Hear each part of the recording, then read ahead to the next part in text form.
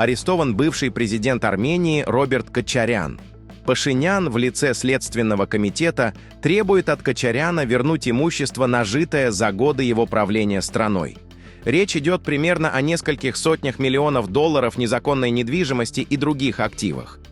В итоге почти вся семья Кочаряна была допрошена, а его старшему сыну Сидраку Кочаряну дали 2 месяца тюрьмы. Самое тревожное здесь то, что Кочаряну резко стало плохо. В ходе допросов в Следственном комитете ему несколько раз вызывали скорую помощь, а в один из моментов экстренно доставили в ближайшую больницу. Несмотря на скепсис пророссийских или пропашиняновских сторонников, в зависимости от контекста, его младший сын, депутат Национального собрания Армении Левон Кочарян, заявил, что 2 недели назад Кочаряну установили стенд на сердце, и врачи прописали ему строгий покой. Тем не менее, по словам того же Левона Кочаряна, каждые 24 часа Кочаряна пытаются привести в суд. Таким образом, остается неясным, это спекуляции со стороны семьи Кочаряна или бывший президент действительно находится на грани. Возникает риск серьезных последствий для его здоровья, от комы до, не дай бог, летального исхода. Как заявил пресс-секретарь президента России Дмитрий Песков, комментируя внутриполитическую ситуацию в Армении: «В Армении сейчас непростые политические моменты. Я не хотел бы сейчас комментировать внутриполитические события в Армении. Там проходят очень сложные процессы. Можно только выразить надежду, что все, что происходит, будет осуществляться в строгом соответствии с законом и будут соблюдены права всех участников политического процесса в республике». Отметим, что по последним данным Роберта Кочаряна снова перевели в больницу после 7 часов, проведенных в суде, и рассмотрение вопроса о продлении ареста продолжится без его участия. На данный момент из России никто не звонил по поводу Роберта Кочаряна, и я надеюсь, что никто и не позвонит, потому что это бессмысленно, заявил секретарь Совета безопасности Армении Ален Симонян.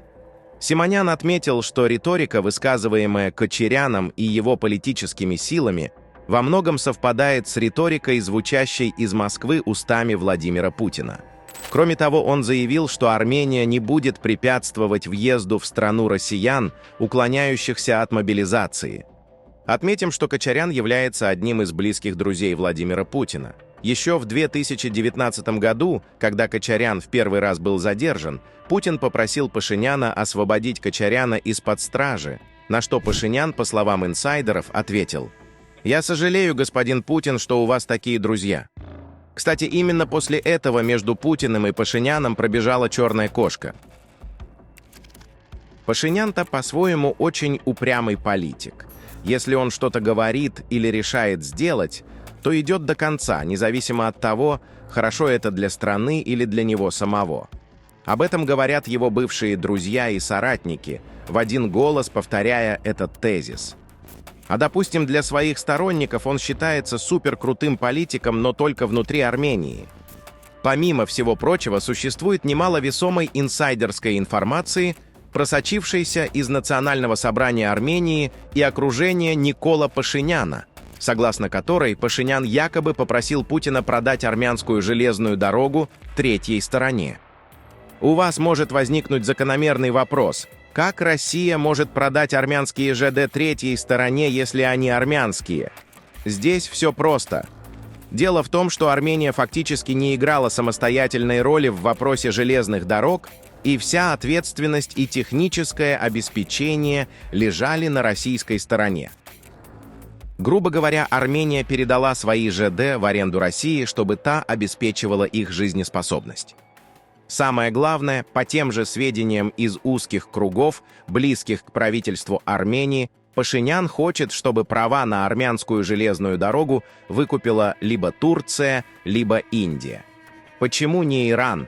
Потому что Ереван не хочет портить отношения с Дональдом Трампом, который на данный момент фактически является ключевой силой, сдерживающей Турцию и Азербайджан от прямых военных действий против Армении.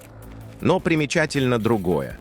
Довольно много генералов иранского корпуса стражей Исламской революции уже заявили, что не допустят прохождения по своим границам экстерриториальных коридоров, которые могут угрожать нацбезопасности Ирана.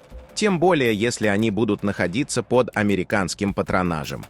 То есть во время встреч с армянской стороной Тегеран может говорить одно: «Да, мы уведомлены об этом коридоре».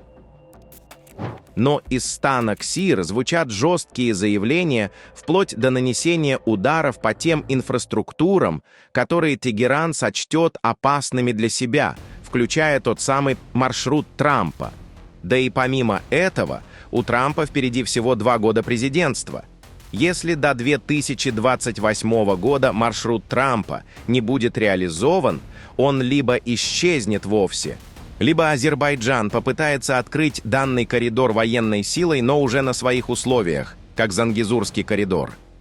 Чисто с профессиональной точки зрения, этот коридор крайне проблематичен для самой Армении. Откроют – будут проблемы с персами, не откроют – с Турцией и Азербайджаном.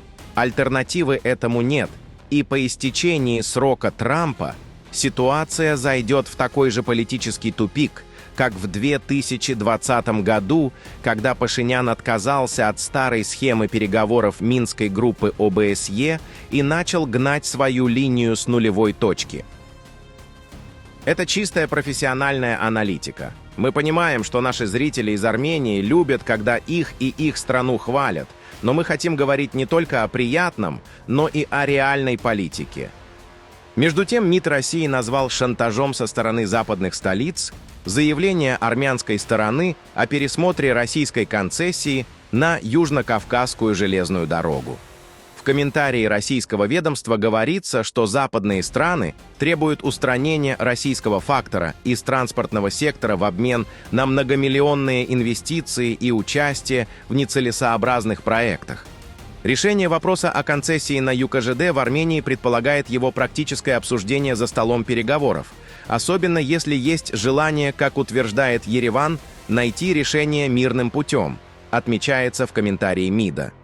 Кроме того, Никол Пашинян заявил, что в ближайшие 5 лет Армения не планирует возвращаться в ОДКБ и будет рада, если организация ее исключит. Об этом премьер-министр Армении заявил на заседании Национального собрания в понедельник во время обсуждения программы правительства на 2026-2031 годы. «Могу с уверенностью сказать, мы не будем активизировать нашу работу в ОДКБ», отметил Пашинян.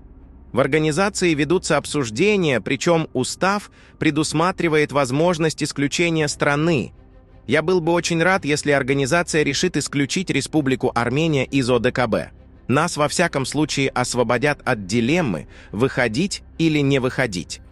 На этом наш эфир подошел к концу. Можно сказать одно.